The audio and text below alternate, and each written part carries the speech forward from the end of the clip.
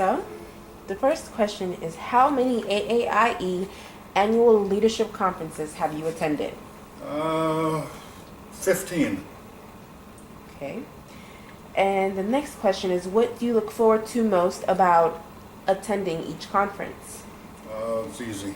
I look forward most to meeting with other people, other directors and people who are in this business and having a chance to actually talk. Most of the conferences are so busy. And when we're recruiting, it's the same thing. We say hi. This has traditionally been, or historically been, a place where people come and kind of turn down their jets a little bit and get time to talk with each other and have a little fun together. Great. The next question is, what has attending each conference taught you or helped you do, like when you go back to your school? It makes me feel like I'm not alone. It makes me recognize that there are others who are dealing with problems. Running a school is a very lonely and very difficult job, and spending time with other heads, you realize we are all very much in the same boat, and it's good to have some companionship. So each event, each year, there's maybe a different theme. People are dealing with perhaps different issues, but the general sense that when you walk away from here is that you've got really good colleagues and that you have some real strength in the level of support that you can turn to anytime during the year, but especially at the conference here.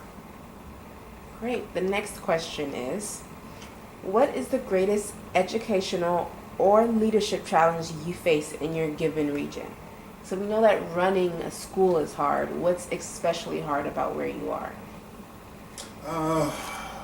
Probably labor laws in Northern Europe are not, they're not impossible to deal with, but they don't make things easy. They can be really challenging. I can elaborate and you can edit it if you would like, but recently in Holland the law changed so that it used to be after 3 years you got a permanent contract. Now it's after 2 years. And it's a little difficult sometimes to make sure someone is like tenure forever in just 2 years.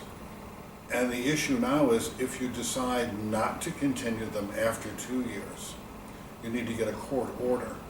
So it's very difficult and expensive. So you have to really pay attention to who you hire and how they perform. And probably disadvantage to the teacher a little bit, because if you're not 100% convinced that this is a really good fit, you don't have another year to say, let's work on some of these things. That's basically, yeah. And I think most of the European countries have similar kind of structures that they're designed to protect the worker, but what they can do is also make it more difficult to keep them in place. And that's hard because you want to have people succeed. Yeah. My final question is, what would be your message to students all over the world that are attending or thinking about attending an international school?